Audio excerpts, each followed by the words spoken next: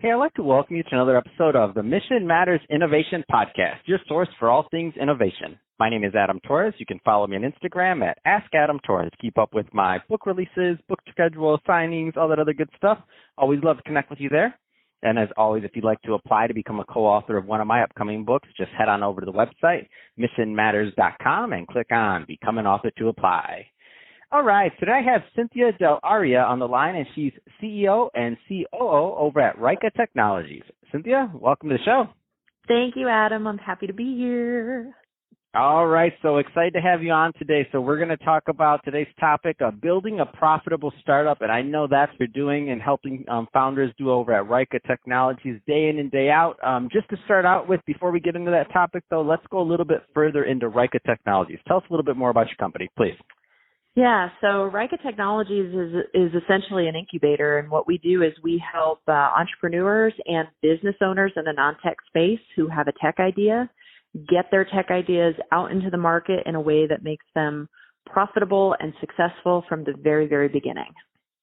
Oh my gosh! And don't we want that? I mean, if we could do that model more often, there'd be a whole lot less heartache in this entrepreneurial journey. Where were you at when I was starting? That's all I gotta say.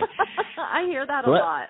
Let's just jump right into today's topic then. So building a business from the start profitably. I mean, where do you want to start with this one? So essentially, the one key that is so critical to this that people either don't know about or they don't realize the importance of it is talking to your ideal market. We spend a lot of time working with our clients to figure out who is your ideal market, what's the problem you're solving for them, who are those people that you're solving the problem for, that's your ideal market, and then how painful is the problem? Because here's the real key to building a successful startup or building a successful tech product. If you solve somebody's most painful problem, and there's millions of people who you're solving their most painful problem, you're guaranteed to be successful. Like it's baked right in. But the best way to know whether or not you're solving real problems for real people is to actually talk to people. So a lot of times one of the biggest things that we see people do is they go into stealth mode, right? Like they're afraid somebody's going to steal their idea or they can't talk to people about it. That is absolutely the opposite of what you want to be doing, because talking to people is how you get real information to understand, is there a market here or not? Crunchbase did a study in 2018. They did a postmortem study of I believe it was 1,000 startups that failed in 2018. And what they found is 42% of those companies failed because they didn't have product market fit. They weren't building something people want. So it didn't matter how great the tech was, or it didn't matter how cool the UI was, or it didn't matter how innovative it was. It wasn't solving a problem where people had a need. So I am trying to prevent that statistic because it is absolutely preventable, and sometimes it's as preventable as just pivoting the idea 1 degree this way, and you go from no market at all to millions of people that you can help and serve and make an impact with. Man, that's huge. And it's interesting because you're right. Now, as you were saying that, I look back at our business and I'm like, yeah, we didn't do that. We didn't do that. And we probably suffered, and we probably took 2 years to figure out something that could have been done maybe in a couple of months in the beginning. Had we true. like that's 2 years of burn that we didn't have to necessarily do, that we could have figured it out probably in a good month of looking at the market and doing some other things in the beginning. Yeah, totally. So now that we have part of the secret sauce, and we're not going to have time to get into all of it, but now that we have part of it, I want to go a little bit further down that line, because there's some people listening right now that are kind of having that like hit themselves in the moment, just like I just did as you were talking, but I muted it so you couldn't hear. So what's that like? I'm a low-hanging fruit guy. Anybody that's listened to the podcast for a long time knows I am the lowest low-hanging fruit. If I can do it today, I want to do it. And I can't really think too much further past that. My team can, I can't.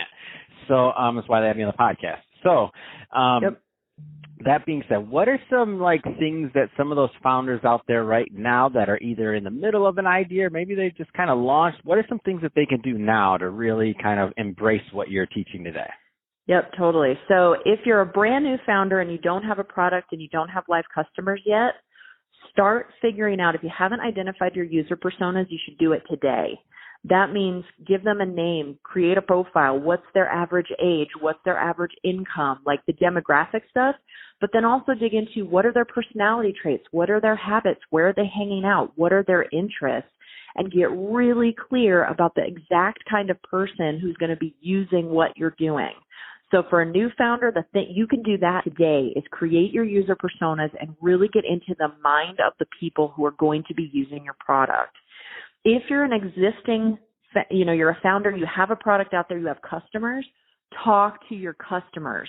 Talk to the ones who are so thrilled they can't say enough great things about you. Talk to the ones that you're struggling to keep on your product or on your service. Find out, why is there a difference between those?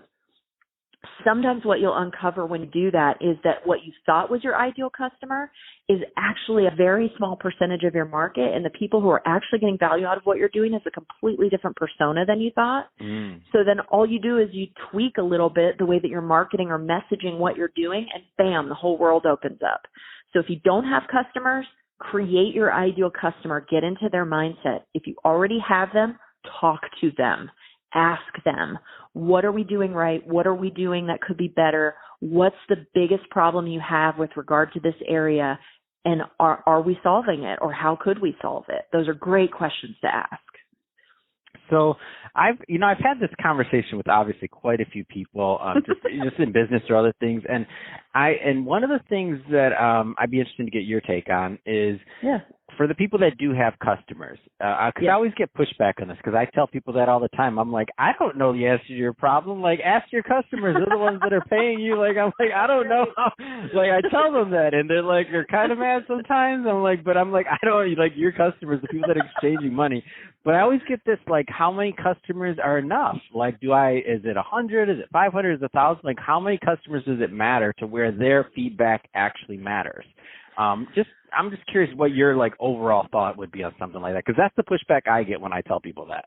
Yeah, totally. So in the case of somebody, again, who doesn't have current customers, if you don't have at least 30 to 50 qualified conversations with people who actually match one of your end user personas, you haven't done enough. Because in the first 10 to 15 to 20 even, you're probably more likely to be talking to people you know. They probably have more background than they really should have in that conversation. And you haven't gotten comfortable in talking with them and listening to what they're saying to be effective, to know what trends are really coming out of the conversations you're having. So I always tell people, if you're not having at least 30 to 50, you're probably not doing enough. For existing customers, if you have customers on your platform, let's say that you have 500 customers that are paying you every month or every year for what you're doing, try and talk to 15% of them if you can. You can actually get a lot higher rate of response if you do SurveyMonkey or a Google form or something like that and say, hey, we have these 3 questions we'd love for you to answer. And the last question, so you ask them, what do you love about what we're doing? What do you wish were different? What's the biggest problem we're not solving for you today?